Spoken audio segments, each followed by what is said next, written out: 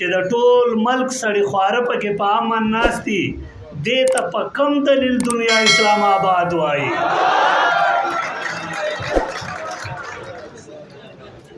بسم الله الرحمن الرحیم.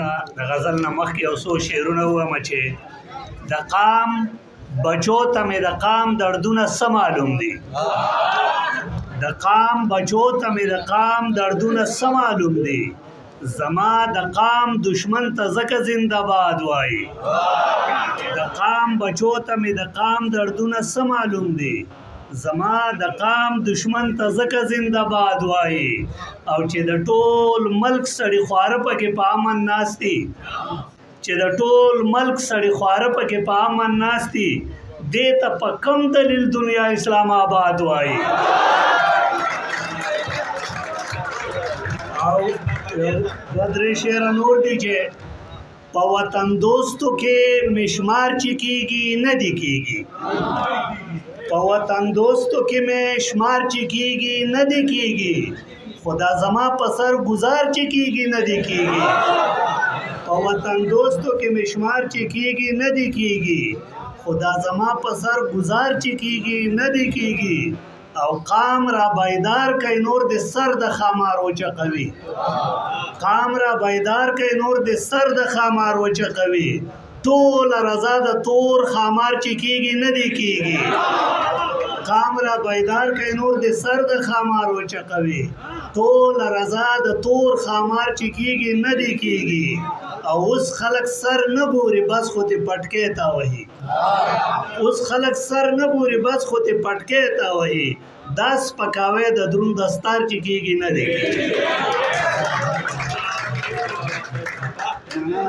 ایو غزل چې اول کا ځان پنور خولې خولې لکه دیقان. اول کا ځان پنور خولې خولې لکه دیقان. حلب بیا د خوب اخلي مزې لکه دیقان. اول کا ځان پنور خولې خولې لکه دیقان. حلب بیا د خوب اخلي مزې لکه دیقان. او د رزق بے قدری کوي چې پوه شي په لګ. د رزق بے قدری کوي چې پوه شي په لګ. ترونکه په پټي کې یو څو شپې لکه دیقان. د رزق بے قدری کوي چې پوه شي په لګ. ترونکه په پټي کې یو څو شپې لکه دیقان. او ممتاز صاحب شعر دی چې پښتونه ستا مثال په هر محاذ کې دی بس دا. پښتونه ستا مثال په هر محاذ کې دی بس دا. مدام به د نایکانو جنگ کې مرې لکه دیقان.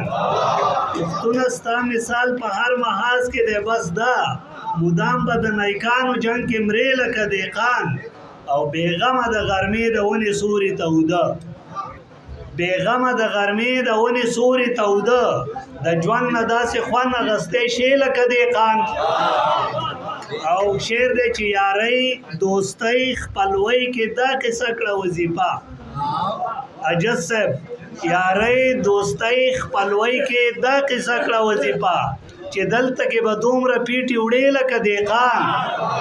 یارۍ دوستۍ خپلوۍ کې دا قصه کړه وظیفه. چې دلته کې به دومره پیټي وړې لکه دیقان. او کنیت ته پرشچاوي چې به واڼې بادوم. کنیت ته پرشچاوي چې به واڼې بادوم. راشپیل خاخۍ په کور کې به ساتې لکه دیقان.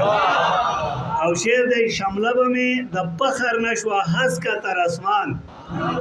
شمله به مې د فخر نشوه هسکه تر اسمان. چې ماته به یې وې ته داسې یې لکه دیقان. شمله به مې د فخر نشوه هسکه تر اسمان. چې ماته به یې وې ته داسې یې لکه دیقان. او عثمان صاحب شعر دی چې زما مزدور بچیا ټول ورځ چې وکې کار.